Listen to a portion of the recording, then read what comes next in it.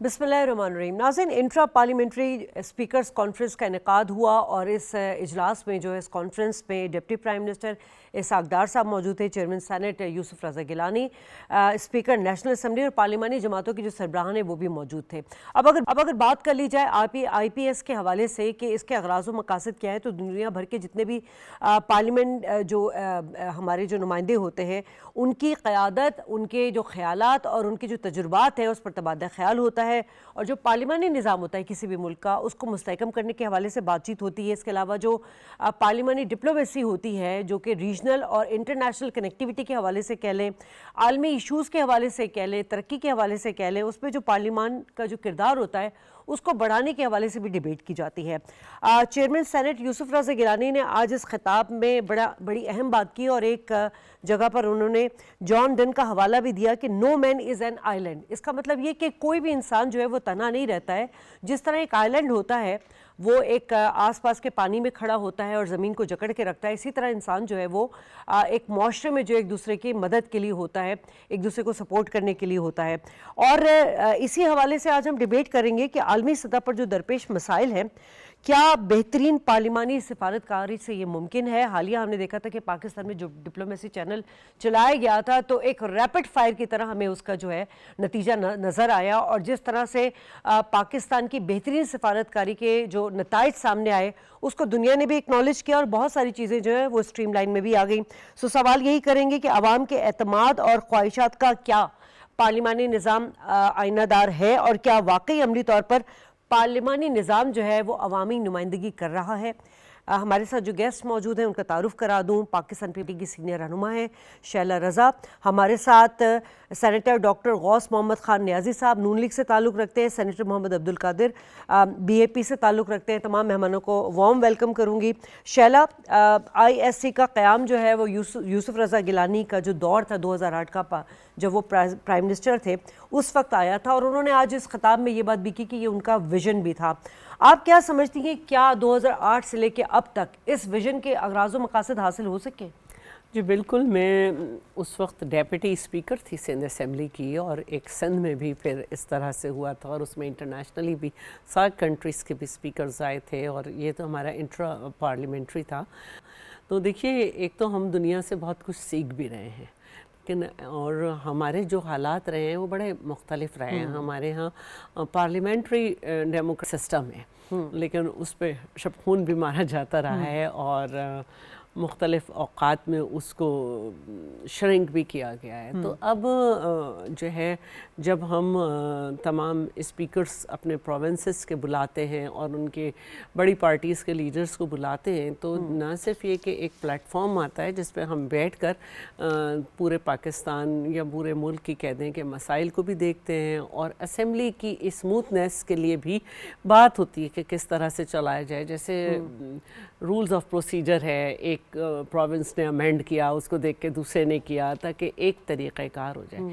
तो रही बात इस वक्त के जो यूसुफ रज़ा गिलानी साहब की बात को आपने कोट किया, इसमें कोई शक नहीं है। इस वक्त हम पूरी दुनिया पे भी नज़र डालें और जब उससे पाकिस्तान पे भी नज़र डालें तो आप जो है ना कट के नहीं रह सकते हैं और आपको ये देखना होता है कि सबसे पहले हम अपने मुल्क की बेहतरी के लिए क्या कर सकते हैं। तो आज हमारी बेहतरीन सिफारतकारी का आप रिज़ल्ट देखें कि एक नई जहद में पाकिस्तान जा रहा है और उसकी वजह भी यही थी कि जब हमें कमज़ोर समझकर हम पे अटैक किया गया और तो हमने उसको बता दिया कि ठीक है, हमारी आबादी कम होगी, हमारा मुल्क छोटा है, हमारे पास फ़ौज कम है, हमारे पास हो सकता है वो हथियार भी ना हो जो उनके पास हैं, लेकिन हम जो हैं वो समझते हैं कि हमें किस तरह से जवाब देना है और सब ने एक पेज पे आए और उसके बाद उसका आप नतीजा देख रहे हैं। ठीक है। तो इसी तरह हमने मुल्क के मामलात को भी देखना है। दहशतगर्दी बहुत बढ़ रही है और मतलब अब इस हद तक हो गया कि हमारे एक सियासी जो है मीटिंग पर اٹیک ہوا اور اس میں بہت ساری جانیں گئیں، اس کے بعد جو ہے یہ دیکھنا پڑ رہا ہے کہ جعفر ایکسپریس کو ہم نے روکا یا پارک میں کچھ ہونے والا ہو گیا، تو ایک دفعہ پھر ٹیررزم اس طرح سے سر اٹھا رہا ہے کہ جب پہلے کبھی سندھ میں بلاسٹ ہو جاتا تھا، کبھی پنجاب میں لوگ قبضہ کر لیتے تھے اور مقابلہ ہوتا تھا، کبھی کھلونوں کی دکان اور پارک میں بلاسٹ ہوا، تو یہ وہ وقت ہے کہ جس میں ہمیں بیٹھ کر ایک سنجیدہ لائحہ عمل جو ہے اس پہ متحد ہونا پڑے گا، اور یہ اس طرح کی چیزیں ہوتی رہنی چاہیے. آپ اس سے جب کسی دوسرے ملک میں جاتے ہیں وہاں سے جو سیکھ کے آتے ہیں اس کا بھی تبادلہ خیال کرتے ہیں. ٹھیک ہے.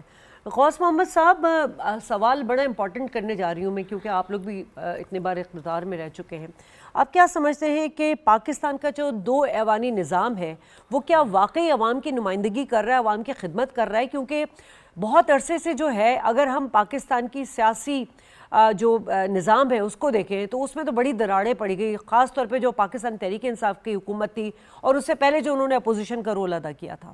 پارلیمان نے بڑی کوشش کی ہے، جب جو اس کے اختیارات تھے جو بھی تھے پورے اختیارات اور یہ قانون سازی کی، عوام کو ریلیف دیے، اور دونوں ایوانوں نے اپنے تئیں پورا حصہ، میں تو سمجھتا ہوں کہ اگر 100% نہیں تو کم از کم 80-90% جتنے اس حالات کے سبب جو ہے انہوں نے ڈیلیور کیا ہے. عوام زیری اور قومی اسمبلی میں، سینٹ میں بھی. سینٹ میں تو یہ ایک 73 قائم کے نتیجے میں سینٹ کو لایا گیا. سینٹ کا مطلب یہی ہوتا ہے کہ اگر یہ قومی اسمبلی میں آبادی کے لحاظ سے سیٹیں ہوتی ہیں، مثلا ہمارا ایک صوبہ بلوچستان ہے، ہمارے بھائی ہیں، اس کی سیٹیں اگر 15-16 ہیں اور باقی ملا کے کوئی تو 336 بنتی ہیں، تو پھر اس کو اپنے سینٹ میں بیلنس کیا تو اس میں تمام صوبوں کی جو ہے وہ برابر نمائندگی ہے. کوئی صوبہ یہ نہ کہے کہ میری آبادی ہمارے ممبران کم ہونے کی وجہ سے ہماری حق تلفی ہو رہی ہے. اب پھر ہم نے یہ تو پھر بحث ادھر چلی جائے گی. بہرحال ہم نے 18ویں ترمیم کی صوبوں کو اختیارات دیے تاکہ صوبوں کو احساس محرومی نہ ہو، اور میرے خیال میں یہ بہت بڑی ایک کاوش ہے جس کی وجہ سے جو ہے اس کی وجہ سے حالات کچھ نارمل ہوئے. لیکن ابھی بھی بہت کچھ کرنے کی ضرورت ہے. آج جو انٹر پارلیمانی جو ایک اسپیکر جو بات ہوئی، بڑی اچھی بات. ٹھیک ہے. عبدالقادر صاحب، اس کانفرنس میں جو درپیش چیلنجز تھے اس پہ بھی بات کی گئی، جس میں سر فہرست دہشت گردی اور پھر کلائمیٹ چینج کے حوالے سے بھی بات ہوئی. اب چونکہ بلوچستان کو ہم دیکھ رہے ہیں کہ بہت عرصے سے جو ہے وہ دہشت گردی سے ٹارگٹ رہا ہے، خاص طور پہ یہ جو بھارت ہے را کے ذریعے انسرجنسیز کرواتا رہا ہے.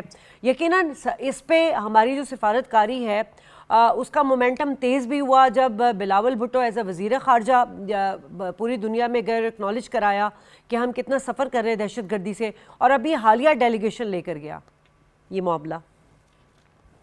جی، تھینک یو ویری مچ. بسم اللہ الرحمن الرحیم. اللہم صلی علی محمد وعلی آلہ وصحبہ محمد. دیکھیں جی، سب سے پہلے تو میں یہ کہتا ہوں کہ جو انٹر پارلیمنٹری اسپیکرز کانفرنس کا ایک کانسٹیٹیوٹ ہوئی ہے، یہ اپریل میں اس سال 2025 میں سیول میں آلموسٹ 45 کنٹریز کے اسپیکرز تھے. وہاں پہ یہ بنی ہے، اور یوسف رضا گیلانی صاحب کو ان اپوزڈ یونانیمسلی انہوں نے اس کا چیئر یا پریزیڈنٹ مقرر کیا ہے. تو it is a very effective and very good forum اور بڑی اچھا انیشیٹو ہے. دوسری چیز یہ ہے کہ جن ملکوں میں جمہوریت ہے، ڈیموکریسی ہے، وہاں پہ پارلیمنٹس ہیں، اور یقیناً پارلیمنٹس میں لوگ اپنی عوام سے الیکٹ ہو کے آتے ہیں، ان کی روٹس عوام میں ہیں، اور ڈیموکریٹک سسٹم جو ہے یہ over the decades and hundreds of years آہستہ آہستہ ڈیولپ ہو کے یہاں تک پہنچا ہے. یقیناً اس کے اندر کچھ نہ کچھ کمزوریاں، کچھ نہ کچھ خامیاں ان بلٹ ہیں، لیکن اس کی اچھائیاں زیادہ ہیں، بہت زیادہ ہیں، جس سے عوام کی جنرل ریپریزنٹیشن ہوتی ہے. اب اگر یہ 45 کنٹریز کی پارلیمنٹس آپس میں انٹریکٹ کریں گی تو کراس گلوبل جو ہے کلچرل ان کی ٹائز وہ مضبوط ہوں گی. ایک دوسرے کی پارلیمنٹ سے یہ چیزیں سیکھیں گی اور سیکھنے کا موقع ملے گا. हम खुद पार्लियामेंटेरियन हैं और हम मेरे दोनों जो कुलीग बैठे हैं गौस साहब और शैला रज़ा साहिबा, वो भी उन्होंने एक्सपीरियंस किया होगा कि हमारी पार्लियामेंट्स का बाहर की दुनिया की पार्लियामेंट्स से कोई इतना ज़्यादा इंटरेक्शन इस लेवल पे नहीं है कि हम उनको कुछ अपने एक्सपीरियंसेस से सिखाएं और वो उनके एक्सपीरियंसेस से हम ऐसी चीज़ें सीखें जो हमारे मुल्क के लिए, हमारी आवाम के लिए, हमारी डेवलपमेंट के लिए बेहतर हो। दूसरा जो पॉइंट मैं यहाँ ये कहना चाहता हूँ कि ये इमर्ज फोरम क्यों हुआ, क्यों बना, इसकी बेसिक रीज़न जो है वो 3-4 हैं। एक तो जो अलार्मिंग एस्केलेशन है मल्टी डायमेंशनल किस्म की वर्ल्ड में इस वक्त सिक्योरिटी थ्रेट की, तो ये फोरम जो है उसके रिस्पांस में ये इन मुल्कों के जो स्पीकर्स हैं या पार्लियामेंट के रिप्रेजेंटेटिव्स हैं, उन्होंने सोचा कि हमें बनाना चाहिए। दूसरा जो दुनिया के मुख्तलिफ मुल्कों की डेवलपमेंट की डिस्पैरिटीज हैं, इसका दूसरा जो गोल या मकसद था वो ये था। तीसरा जो दुनिया में जियोपॉलिटिकल और लोगों की चैलेंजेस जो इस वक्त मुख्तलिफ मुल्कों को मुख्तलिफ ब्लॉक्स की वजह से हैं, उसको इन्होंने रिड्यूस करना है। जो हीट या एस्केलेशन बढ़ रही हैं एकदम, आपने देखा है पिछले सालों में जंगें हैं, चीज़ें हैं, और किसी वक्त भी कोई भी स्पार्क होने का खतरा है, जिससे ह्यूमैनिटी एट अ मतलब बिगर लेवल थ्रेट पे है। तो ये फोरम, इसमें इस वक्त 45 कंट्रीज के स्पीकर्स ने इसको ज्वाइन किया और इसको और भी स्पीकर्स जो हैं ज्वाइन करेंगे, और हमें अपने मुल्क से भी, हमारी पार्लियामेंट को भी इफेक्टिवली इसमें इन्वॉल्व होके अपना रोल प्ले करना चाहिए। और मैं ये कहता हूं कि it is also one of the success के यूसुफ रजा गिलानी साहब ने उसकी फर्स्ट कॉन्फ्रेंस ये 10 से 12 नवंबर में रखी है, एंड एवरीबॉडी इज कमिंग। ठीक है। तो वो इस किस्म के जो ये फोरम्स हैं, जब ये आते हैं पाकिस्तान का, अनफॉर्चुनेटली आई वुड से कि इंडिया जो है पूरी दुनिया में ड्रम बीटिंग करता है, और बल्कि कोई और भी ऐसे लोग हैं कि हम कोई खुदा न खास्ता बिल्कुल ही ऐसी स्टेट हैं कि हमारे यहाँ ना रोड है, ना सिस्टम है, ना लॉ एंड ऑर्डर है, और टेररिज्म खुदा न खास्ता पाकिस्तान करता है। तो जब इतने कंट्रीज के पार्लियामेंट्स के रिप्रेजेंटेटिव हमारे मुल्क में आएंगे, they will witness and they will when go back to their countries, they will realise and they will tell their जो उन्होंने अपनी आईज से देखा होगा और जो हमारे लोगों को मिलेंगे कि ये हम लॉ अबाइडिंग नेशन है, हम ऑर्गेनाइज्ड एक नेशन है, हम गो के डेवलप्ड कंट्रीज से पीछे हैं, but we are, our direction is towards. ठीक है सर, आपका पॉइंट आ गया। ठीक है, थैंक यू। शैला साहब, यूसुफ रज़ा गिलानी ने एक शिकवा भी यही किया कि ये जो पार्लिमानी निज़ाम है, यहाँ पे एक चीज़ को एड्रेस किया जाता है कि अवामी जो मुंतखब नुमाइंदे होते हैं वो आए, उनके भी इशूज़ पे बात किया जाएगा। लेकिन सवाल यहाँ ये है कि उनका दूसरा जो पॉइंट था वो ये था कि वो गैर हाजिर रहते हैं।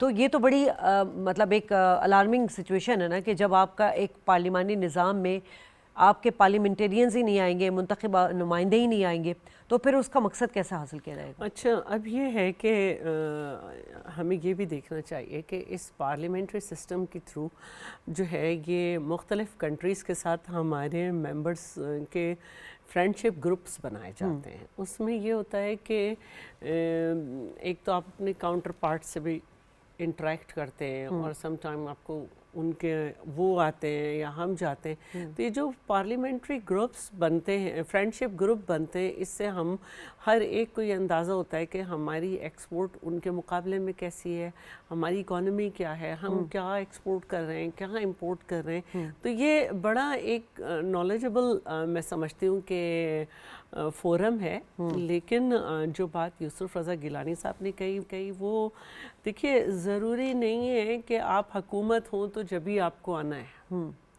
आप में से हर एक को ये समझना है कि आप अपने इलाके के सबसे बड़े जो है रिप्रेजेंटेटिव हैं, क्योंकि पार्लिमानी पॉलिटिक्स इनफैक्ट कॉन्स्टिट्यूएंसी पॉलिटिक्स होती है, और आप अपनी कॉन्स्टिट्यूएंसी को रिप्रेजेंट कर रहे हैं 4 से 4.5 लाख से ज़्यादा लोगों को, तो फिर इतना पैसा लगता है, उसमें आपको आना है। और अकाउंटेबिलिटी आर है जो सबसे पहले है कि आपकी तिलावत हो गई, सब हो गई, तो आप हुकूमत को अकाउंटेबल करते हैं। तो अगर आप नहीं चाहेंगे कि कैसे अकाउंटेबल करें, अपने क्वेश्चंस नहीं डालेंगे, कॉलिंग अटेंशंस हैं कि फौरी नौयत की जो बातें हैं, एडजर्नमेंट मोशन है, अगर आप पार्टिसिपेट नहीं करेंगे तो फिर आपको यही लगेगा कि पार्लियामेंट कुछ नहीं कर रही। तो लोगों को अपना किरदार अदा करना चाहिए और आना चाहिए। पॉइंट ऑफ ऑर्डर है, आप बात कर सकते हैं, अपने मसले को हाईलाइट कर सकते हैं। बहुत सारी ऐसी चीज़ें थी जो कि मैं आई हूँ तो मुझे कुछ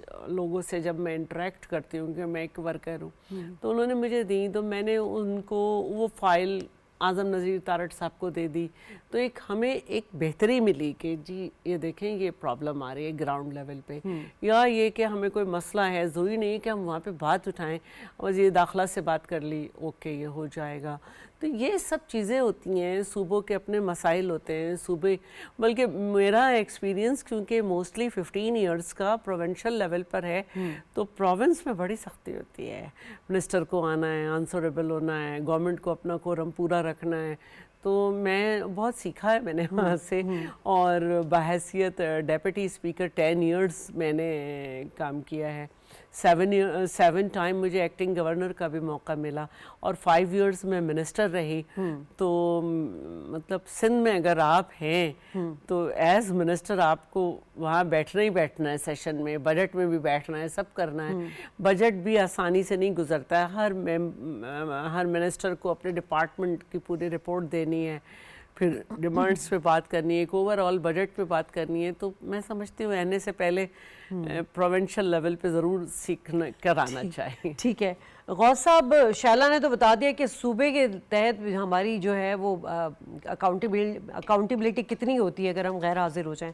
लेकिन सर आवाम को एक शिकवा ही है, क्योंकि शैला भी आपकी इत्तेहादी हैं, आप हुकूमत में, और उनका यही कहना होता है कि ये जो ऐवान है दोनों बड़े मुकद्दस हैं, एक जगह पे डिबेट होती है, एक जगह पे लेजिस्लेशन होती है, लेकिन जब अवामी इश्यूज़ की बात आती है तो हमारे जो मुंतखब नुमाइंदे होते हैं जो वोट के वक्त तो हाजिर होते हैं लेकिन मसाइल के वक्त गायब हो जाते हैं, तो वो फोरम उस तरह से अवाम की तर्जुमानी नहीं कर पा रहा है। क्यों एक आम आदमी जो है ये मैसेज समझ नहीं पा रहा है कि नहीं जी, दोनों पार्लियामान, जैसे हम बार बार बात कर रहे हैं कि ख्वाहिशात और अवामी मसाइल की खिदमत के लिए ये दोनों ऐवान। बिल्कुल आवाम के मसाइल की बात होती है, इसमें कोई शक नहीं है। और शैला साहबा ने कहा, शैला साहबा को तो हमेशा जो है उनकी ये मैंने कई दफ़ा सुना है, और बल्कि एक दफ़ा हम सूबों के सीटें बढ़ाने के लिए बाहर गए थे सेनेट के वक्त में, तो ये शैला साहब से मुलाकात हुई थी। और उनको तो बड़े सख्ती इसलिए से होती है कि उनकी स्ट्रांग पोजीशन होती है, बिल्कुल मतलब हर मसले पे और करते हैं। तो कौमी असम्बली में भी ऐसी है, और लेकिन हमारी जो कौमी असम्बली में पोजीशन है इस वक्त, वो तो मतलब हर बात पे तो पॉजिटिव तनकीद होती है ना। पोजीशन का मकसद होता है पॉजिटिव तनकीद करना, लेकिन जो मौजूदा पोजीशन है वो तनकीद नहीं, वो तनकीद बराए तनकीद, जातियात पे इस किस्म का अल्लड़बाजी, शोर शराबा, इस किस्म की बात में यकीन रखते हैं, जिसकी वजह से पूरे अवाम की कार्रवाई जो है वो डिस्टर्ब हो जाती है। और ये इस 5 साल में नहीं, इससे पिछले 5 सालों में भी यही होता रहा है। इसकी वजह से जो है वो थोड़ी लोग कहते हैं कि यार ये कह के हम असम्बली है, ये असम्बली यही काम है।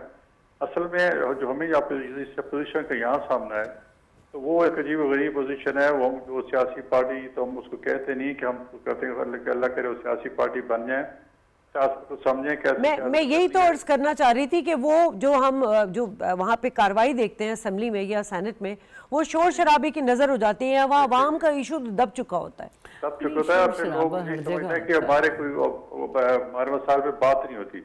मसला ये होता है कि अल्लाह ताला करे आप पोजीशन को कोई समझ आए, वो एक सियासी जमात बने, सियासी तौर पर मामलात को टैकल करें। पोजीशन का मकसद यही होता है कि हुकूमत को तनकीद करना और जायज तनकीद करना, लेकिन वो अपने आप को हुकूक की जो बात बानी से शुरू होती है और बानी पे ख़त्म होती है, उस पर कोई मुल्की मामला पे कोई ऐसी बात नहीं है। फ्लड आया भी कोई कुछ, किसी ने कोई ना कोई तहरीक जमा कराई, ना कोई सारे पास ऐसे मुखालफत कोई बाइकाट, सारे के सारे बाइकाट कर रहे हैं। तो इस वजह से लोग समझते हैं इस पूरे अवाम की जो कारकर्दगी है अवाम की नज़र में, वो कहते हैं कि ये हमारे से वोट लेके जाते हैं और वहाँ जो कोई काम नहीं करते, ये इस किस्म की हाजिरी नहीं होती, कुछ बात दे लोग के बाहर निकल जाते हैं। और कुछ लोग कहते हैं, कुछ लोग ऐसे हमारे जो हुकूमत में होते हैं तो लोग कोई काम होते हैं, वो लोग बाहर खड़े होते हैं कि जी लोग वो इससे सरोकार नहीं होता, कानून साजी कौन सी हो रही है, वो कहते हैं हमारे काम होने चाहिए। तो कई बेचारे हाजिर लगवा के जो MLA है वो बाहर निकल जाते हैं और वहाँ अपने जो बंदे बाहर होते हैं उनके साथ मुख्तलिफ वजारतों में जाते हैं और काम कराते हैं। तो ज़ाहिर उन्हीं से वोट लेके आना है तो उनकी बात तो फिर माननी है। जितने सफर करके आते हैं तो इसलिए कुछ अर्सा उनके वहाँ से बाहर गुजरता है। बहरहाल वहाँ की जो कौमी असम्बली की जो कार्रवाई है या सेनेट की, उसको आइडियल तो नहीं कहते, लेकिन हुकूमत पूरी कोशिश करती है कि इसका माहौल ठीक रहे। हुकूमत हमेशा बैक फुटिंग में जाती है, लोगों की तरकीब भी बर्दाश्त करती है, लेकिन हम जब बैक फुटिंग में जाते हैं तो पोजीशन समझती है कि शायद हुकूमत पसपा हो रही है। ऐसी बात नहीं है, क्योंकि हुकूमत को हमारा काम इनका पोजीशनों का मुकाबला करना नहीं है। हमारा है इस निज़ाम को भी कायम रखना, इस असम्बली को भी कायम रखना, इस सारे सिस्टम को बचाना भी हमारा जिम्मेदारी होती है, इसलिए हमें खामोश रहना पड़ता है। लेकिन ये इसको उलट मतलब लेते हैं और अवान की वो समझते हैं कि हुकूमत शायद पसपा हो रही है, ऐसी बात नहीं है। सेनेट में आप देख रहे हैं, सेनेट का अवान हमेशा एक मौजूद अवान था और है, लेकिन वहाँ जिस किस्म की स्पीकर गिराओ, ये वो सारा, ये चेयरमैन किसी का गिराओ, ये आज तक हमें पाकिस्तान की 50 साल तारीख में नहीं देखा, ये पीछे 1-2 साल से इन्होंने शुरू किया हुआ है। तो तमाम सियासतदानों को जिम्मेदारी का मुजाहरा करना चाहिए। मेरे ख्याल में वक्त के साथ एक नौज़ेद सियासी जमात है, अभी इसको एटिकेट्स नहीं है, वक्त के साथ ये समझ जाएंगे। लेकिन जो हुकूमत चला रही है, अल्हम्दुलिल्लाह कानून साजी भी हो रही है, वो जितना हमारा से हो सकता है हम अपने पीपल्स पार्टी हो गई, इवन की JUI है, तो एक संजीदा तरीके से अवाम को चलाने में हमारी मदद करते हैं। और ऐसा होना चाहिए। ये मुल्क हमारा है, ये पार्लियामेंट हमारी है, हम नहीं चाहते कि ऐसी बातें हम करें जिससे अवाम का इस पार्लियामेंट से तबाही उठ जाए। लोग देखो बातें करते हैं कि ये तनख्वाहें लेने चले जाते हैं, वहाँ अवाम में जाते नहीं। हमें माहौल का, अवाम का माहौल अच्छा रखना होगा, हम पूरी कोशिश करते हैं और अपोजिशन को भी जिम्मेदारी का मुजाहरा करना चाहिए। और जो इस वक्त पाकिस्तान को मसाइल के सामने हमें यूनिटी का मुजाहरा करा हो। बिल्कुल बात सही है। और आप लोग की हुकूमत ने बारहा जो है वो मुज़ाकरात की दावत भी दी, क्योंकि IPS में सबसे जो मेन चीज़ है वो यही है कि आप डायलॉग करें, कनेक्टिविटी करें, यानी कि आपका घर इन हाउस ऑर्डर में रहेगा तो आप इंटरनेशनल इश्यूज़ को जो है उसको हल करने में बहुत आसानी हो जाएगी। अच्छा अब्दुल कादिर साहब, यही बात मैं कर रही थी कि जो लेजिस्लेशन है इसके अमली अहदाफ नज़र आते, क्योंकि बलूचिस्तान स्पेसिफिकली सूबे की बात करें तो वहाँ पे बहुत महरूमियाँ माजी में रही हैं, उसमें मिस हैंडलिंग भी है, गवर्नेंस के इश्यूज भी हैं, टेररिज्म भी है, लेकिन इस वक्त सिचुएशन क्या है?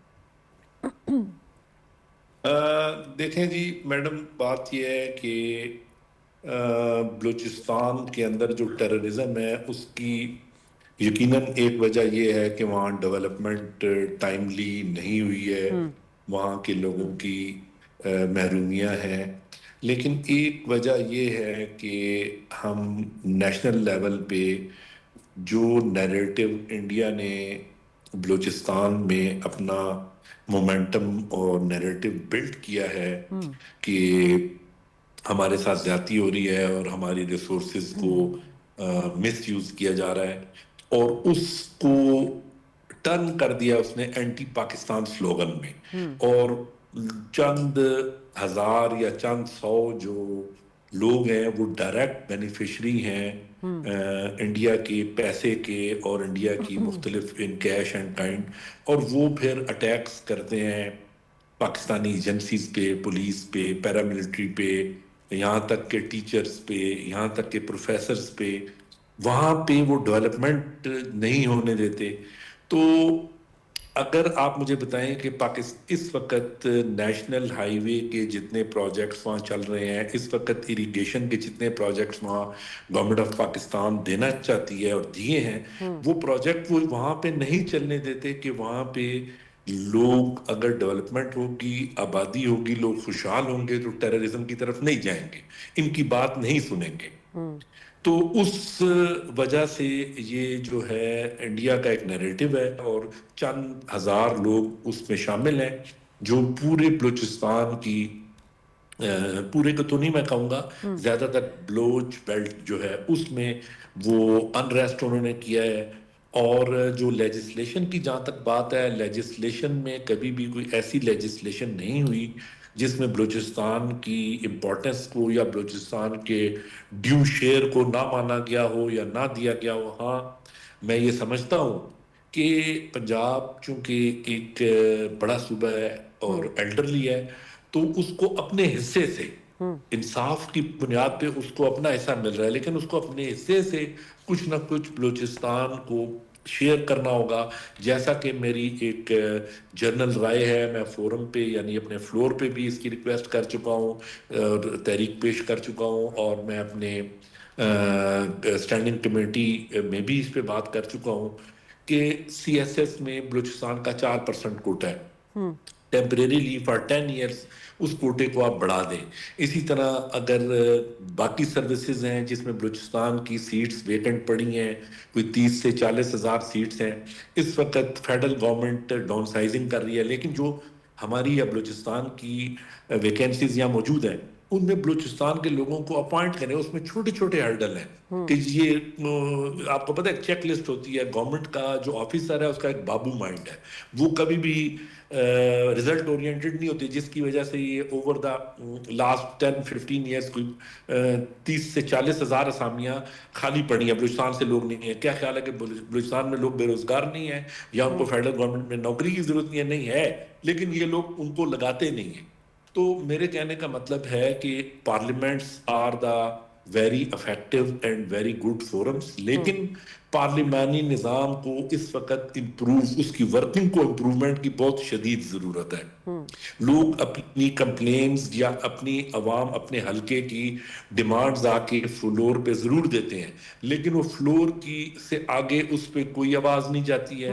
زیادہ سے زیادہ اسپیکر یا چیئرمین سینٹ اس کو کسی اسٹینڈنگ کمیٹی میں مارک کر دیتے ہیں. اسٹینڈنگ کمیٹیز کی جو ریکمنڈیشنز ہیں، انسٹرکشنز ہیں، یہ جیسا ابھی میڈم شیلا رضا کہہ رہی تھی کہ پروونس میں تو بہت اس کی اسٹرکٹلی لوگ فالو کرتے ہیں، لیکن فیڈرل گورنمنٹ میں even ministers doesn't attend the committee meetings, اور اگر ہو بھی تو اس کی ریکمنڈیشنز کو فائلوں میں دبا دیا جاتا ہے. اس کی کوئی امپلیمنٹیشن کی کوئی ایسا ٹول نہیں ہے جس کو امپلیمنٹ کرنا چاہے.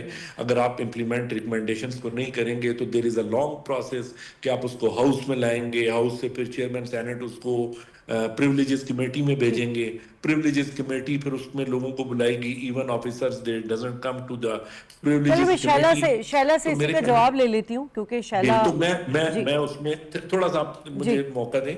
ہمارے جو پارلیمنٹیرینز ہیں، اگر ہم اپنی گورننس کو، گورنمنٹ کو امپروو کرنا چاہتے ہیں، یعنی امپروومنٹ کی گنجائش ہر جگہ ہوتی ہے، یہاں بہت زیادہ ہے، تو ہمیں اپنے پارلیمنٹیرینز کی انوالومنٹ بڑھانی ہوگی، اور ایسے بڑھانی ہوگی کہ وہ انفورسیبل ہو، صرف وہ سجیشن نہ ہو تاکہ کوئی سنے اور اپنے ایک کان سے سنے دوسرے کان سے نکال. میں نے شیلا یہ پہلے بھی بات کی تھی کہ یہ جو آئی پی ایس ہے اس میں آپ کے جو منتخب نمائندے ہوتے ہیں، پارلیمنٹوں کے سربراہان آتے ہیں، ان کے جو ایشوز ہوتے ہیں اس کو بھی، چونکہ ہم پروونس وائز بات کر رہے تھے تو شاید یہ ہم عبدالقادر بھائی اس طرف ہمارے چلے گئے تھے.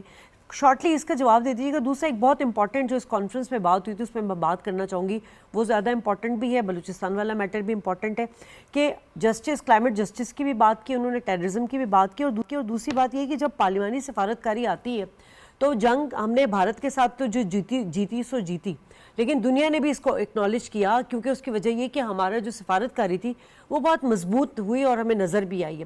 دوسرا کشمیر کا ڈسپیوٹ ہے، فلسطین کے لیے ہم ہمیشہ کھڑے ہوئے، جیسے کہ آج ڈپٹی پرائم منسٹر نے اس کانفرنس میں بات کی.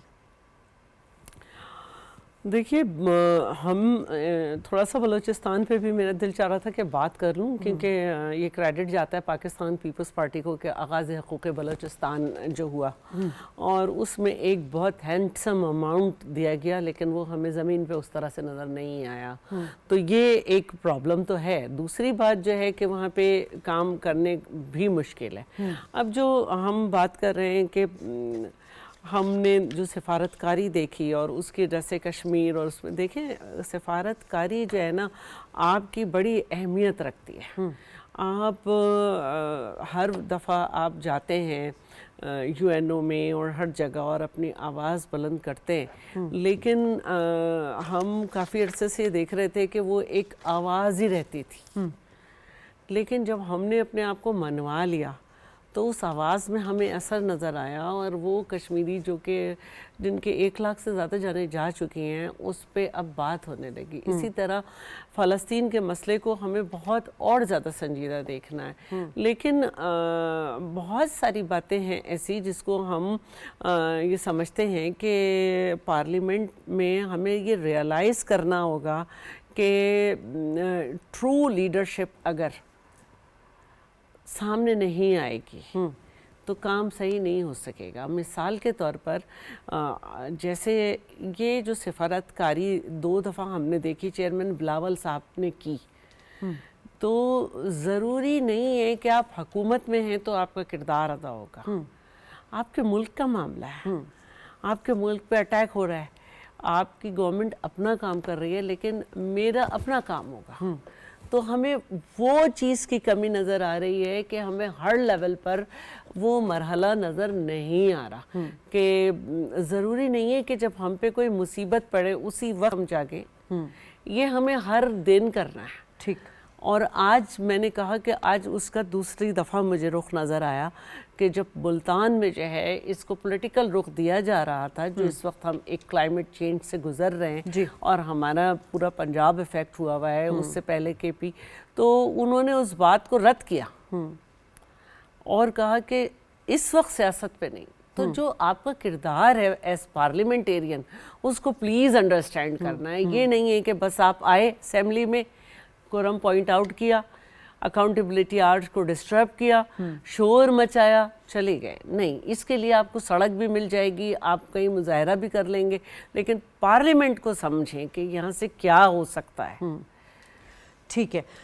یقیناً بڑی امپورٹنٹ آج کی کانفرنس رہی ہے جس پہ پارلیمانی نظام کو مضبوط کرنے کے حوالے سے تو بات کی گئی ہے، لیکن جو پاکستان کی جو سفارتکاری ہے اس کے بھی ہمیں امپیکٹ آتے ہوئے نظر آئے ہیں، اور جو انٹرنل اور جو ریجنل ایشوز ہیں اس کو بھی افیکٹولی ہونا چاہیے، قانون سازی ہونی چاہیے، اور اس پہ جو ہے عملی اہداف حاصل کرنا بہت ضروری. تبھی اس کانفرنس کا جو ہے وہ ایک فروٹفل چیز ہمیں سامنے نظر آئے گی. میں اس وقت سینیٹر محمد عبدالقادر صاحب کا شکریہ ادا کرنا چاہوں گی. شیلا صاحبہ میرے ساتھ موجود ہیں، غوث صاحب میرے ساتھ موجود ہیں. بریک لوں گی، بریک کے بعد دوسرے سیگمنٹ پر بات ہوگی.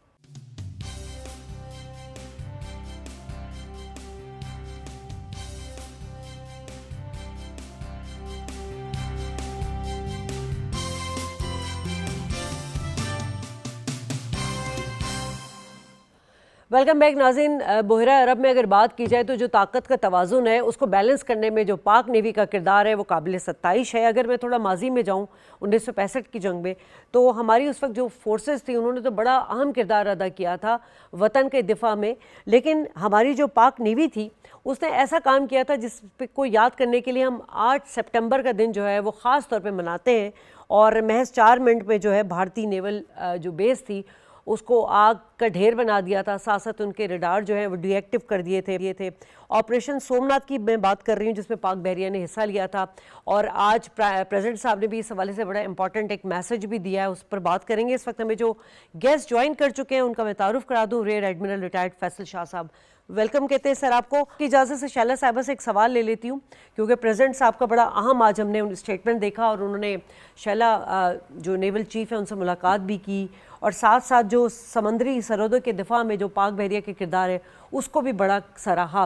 یہ کتنا قابل ستائش عمل ہے کہ ہم ہماری فورسز تو ہیں ہی لاجواب، ان کی صلاحیتوں کو تو اکنالج کیا جا رہا ہے، لیکن پاک کا یہ کردار کتنا اہم رہا ہے؟ دیکھیے میں سمجھتی ہوں کہ جب سے ہم لوگ نے ہوش سنبھالا ہے، ہم نے سپٹمبر کے مہینے کو بڑا اہم پایا ہے. تو اگست اور سپٹمبر جو ہے وہ ہمارے لیے بڑا ہی ایک انرجیٹک ایک موومنٹ رہی ہے. تو اب جب سے یہ مارکہ حق ہوا تو ہماری نئی نسل کو بھی پتہ چلا اس میں ایک بڑی اہم بات یہ ہے کہ ہماری نئی نسل کو بھی پتہ چلا کہ کس طرح سے جو ہے ملک کی اہمیت ہے، کیا آزادی ہے، کس طرح سے جو ہے ہماری فورسز چوکس ہیں، کس طرح سے انہوں نے ایک جنگی جنون میں مبتلا نہ ہونے کا اپنے آپ کا جو امیج ہے وہ بتایا، اور کس طرح صبر کے بعد اور کس طرح سے پلاننگ سے انہوں نے اپنے محاذ پہ ڈٹ کے کام کیا ہے۔ تو میں یہ سمجھتی ہوں کہ یہ وہ کارنامے تھے جو ان کو ہم لوگ لے کے بڑے ہوئے تھے، اور اب جو یہ ہمارا 8، 9، 10 مئی تھا 2025 کا، یہ وہ وقت ہے کہ جس کو ہماری یوتھ، ہمارے بچے جب بڑے ہوں گے تو ان کو ہمیشہ یاد رہے گا کہ کس طرح سے ہم نے سائبر اٹیک بھی کیا، کس طرح سے ہماری ایئر فورس رہی، کس طرح سے ہماری ساری فورسز چوکس رہیں۔ تو یہ زندہ قومیں جو ہوتی ہیں وہ یاد رکھتی ہیں کہ کس طرح سے آپ کو اپنی جو ہے خوشیوں کو، اپنی فتوحات کو، اپنی سب چیزوں کو لے کے چلنا ہے۔ تو میں بھی خراج تحسین پیش کرتی ہوں اپنی تمام فورسز کو، اور دعا گو ہوں کہ اللہ تعالیٰ ان کو زیادہ سے زیادہ جو ہے طاقت ملے، اور جو ہمارے بجٹ میں ہمارا ایک حصہ ہوتا ہے اور ہمارا ایک طریقہ کار ہوتا ہے، تو اس میں جو ہے ہم دیکھتے ہیں کہ جب اس کا جواب ہمیں اس صورت میں ملتا ہے کہ ہم فتح یاب ہوتے ہیں، تو لوگوں کے لیے یہ کافی ایک بہتر چیز ہوتی ہے۔ ٹھیک ہے فیصل صاحب، پاک بحریہ نے 1965 کی جنگ میں جو کردار ادا کیا تھا، میں چاہتی ہوں آپ شارٹلی جو ہے ہماری اس جنریشن کو بھی بتائیں، مطلب ہمارے بزرگوں کو تو پتہ ہی ہوگا، لیکن یہ بتائیں کہ پاک بحریہ نے کتنا بھرپور دفاع کیا تھا۔ جی بہت شکریہ مجھے پروگرام میں لینے کا، اور سب سے پہلے تو آپ کو اور آپ کی توسط سے پوری قوم کو یوم بحریہ 2025 مبارک ہو۔ یہ ہم اس واقعے کی یاد میں مناتے ہیں جو کارنامہ پاک بحریہ نے 1965 میں انجام دیا تھا۔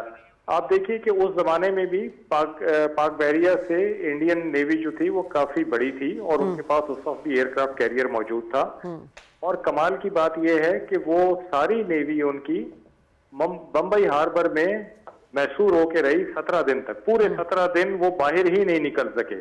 یعنی یہ ایک بڑا شرمناک ایک عمل تھا کہ آپ کے پاس کیپیبلٹی موجود ہے لیکن آپ اس کو اپلائی نہیں کر سکتے۔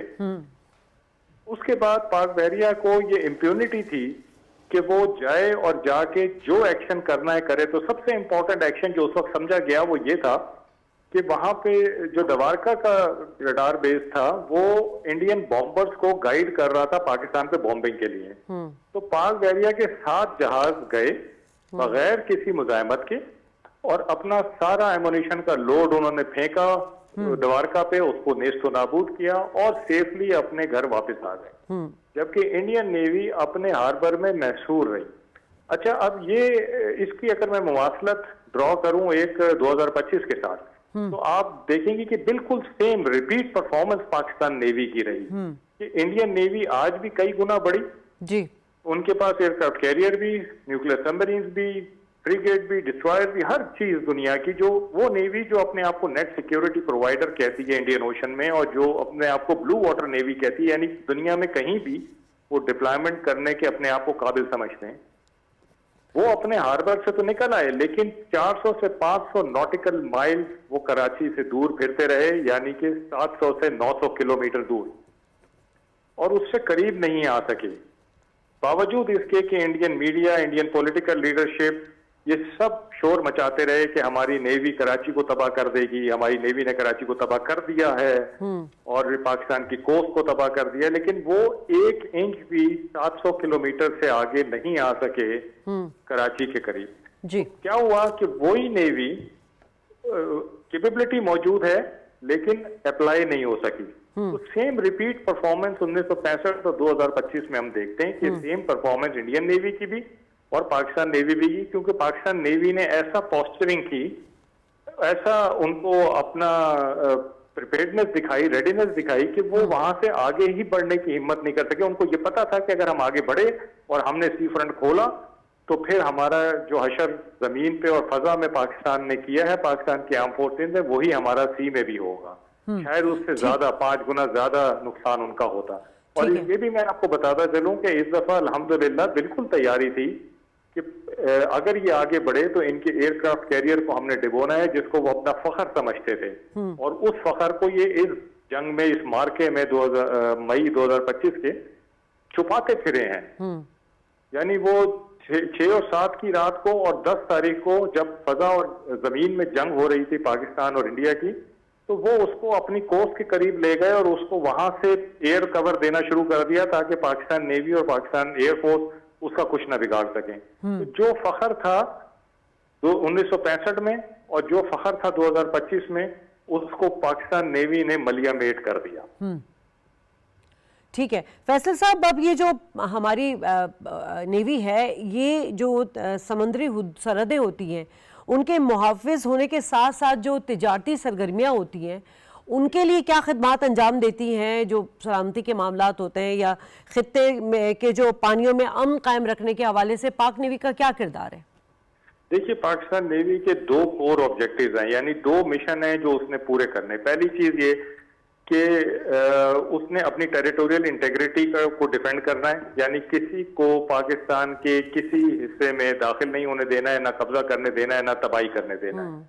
اور دوسرا اس کا ہوتا ہے کہ 90% سے زیادہ ہماری ٹریڈ کیونکہ سی سے آتی ہے، تو ہم نے اس ٹریڈ کو چلائے رکھنا ہے پیس ٹائم میں بھی اور وار ٹائم میں بھی. تو آپ دیکھیے کہ یہ جو 2025 کا مارکا تھا، اس میں نہ پاکستان کی کوئی ٹریڈ بند ہوئی، نہ ہمیں آئل کی قلت ہوئی، نہ ہمیں کھانے پینے کی چیزوں کی قلت ہوئی، نہ ہمارے کسی مرچنٹ شپ کو انہوں نے اٹیک کیا یا ہراس کیا. تو یہ اس لیے کہ پاکستان نیوی ان کو پروٹیکٹ کر رہی تھی. اور یہ زمانہ امن ہو یا زمانہ جنگ ہو، پاکستان نیوی کا یہ کام ہے کہ وہ اپنی ٹریڈ کو مستحکم رکھے اور اس کو جاری و ساری رکھے، جس کے لیے ریگولر ڈپلائمنٹس رہتی ہیں پاکستان نیوی کے شپس کے ان راستوں پر جن راستوں سے ہماری مرچنٹ شپس ہمارے لیے سامان لے کر آ رہے ہوتے ہیں، تاکہ کوئی بیچ میں خلل نہ ڈال سکے. تو جب آپ زمانہ امن میں اتنے مستعد ہوتے ہیں اور آپ کے دشمن یہ دیکھ رہے ہوتے ہیں کہ یہ زمانہ امن میں اتنے جاگ رہے ہیں اور مستعد ہیں، تو ظاہری بات ہے کہ زمانہ جنگ میں تو وہ اس سے 2 گنا زیادہ مستعد ہوتے ہیں، جس کی وجہ سے ان کی ہمت نہیں ہوئی کہ وہ ہمارے کسی مرچنٹ شپ کو ٹارگٹ کر سکیں، اس کو ہراس کر سکیں یا ہماری ٹریڈ میں کوئی خلل ڈال سکیں. ٹھیک ہے.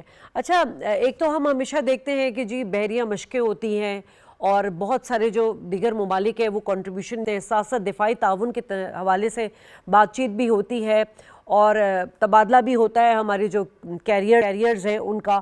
اور اس کے بعد جو ہم نے جب بھارت کو شکست دی اور ہماری آرمی نے، ہماری ایئر فورس نے، ہماری نیوی نے جس طرح ایک کردار ادا کیا ہے اس کو دنیا نے اکنالج کیا، اس کے بعد سے نیوی کے حوالے سے دفاع کے جو تعاون ہے وہ کتنے بڑے ہیں؟ دیکھیے، ہماری جو نیوی ہے پاکستان نیوی، اس کا ہمیشہ سے جو اسٹریٹجی رہی ہے وہ باہمی تعاون پہ رہی ہے. کہ ہم یہ سمجھتے ہیں کہ جو چیلنجز سی پر ہیں وہ کوئی ایک نیوی اکیلے ان کو ہینڈل نہیں کر سکتی، اور اسی لیے ہم نے ہمیشہ ریجنل نیویز کے ساتھ یا ریجن سے باہر بھی جو نیویز ہیں ان کے ساتھ کولیبریشن کی ہے، کوآپریشن کی ہے. اس زمن میں پاکستان نیوی ہر 2 سال بعد ایک بہت بڑی ایکسرسائز کراتی ہے. یعنی سال بھر ہم ڈفرنٹ نیویز کے ساتھ ایکسرسائز کرتے رہتے ہیں، ان کے پاس جاتے ہیں یا وہ ہمارے پاس آتے ہیں، لیکن 2 سال بعد ایک بہت بڑی ایکسرسائز ہوتی ہے جس کو ایکسرسائز امن کہتے ہیں. اور اس دفعہ جو فروری 2025 میں امن ایکسرسائز ہوئی تو اس میں 60 ممالک نے پارٹیسپیٹ کیا، ان کی ریپرزنٹیشن تھی، جو ایک پاکستان نیوی پہ ان کا اعتماد ہے اور ان کا ایک کانفیڈنس ہے کہ جی یہ نیوی ایسی ہے جو کہ کولیبریشن کے قابل ہے، کوآپریشن کے قابل ہے، پروفیشنل نیوی ہے، ہمیں ان سے فیض حاصل ہوگا. اس لیے وہ ہمارے پاس آتے ہیں اور ہم ہمارے ساتھ گفت و شنید بھی کرتے ہیں اور پریکٹیکل ایکسرسائزز بھی کرتے ہیں. تو اس سے آپ کی کیپیسٹی بلڈنگ ہوتی ہے، اس سے آپ کی کیپیبلٹی بڑھتی ہے، آپ کو ان کا ایکسپیرینس ملتا ہے اور آپ اپنا ایکسپیرینس ان کے ساتھ شیئر کرتے ہیں. ٹھیک ہے فیصل صاحب، بہت شکریہ آپ کا. شیلا ہمارے ساتھ موجود تھی، شکریہ ادا کرنا چاہوں گی. 8 سپٹمبر یقیناً اگر ماضی کے دریچوں میں دیکھا جائے تو آپریشن سومناتھ جو کہ 1965 میں ہوا تھا، جب بھارت پر جو ہے وہ خوف کی علامت بن کر جو ہے وہ پاک نیوی ٹوٹی تھی، اور یقیناً آج بھی فخر کی علامت ہے. پروگرام سے اجازت، اللہ نگہبان.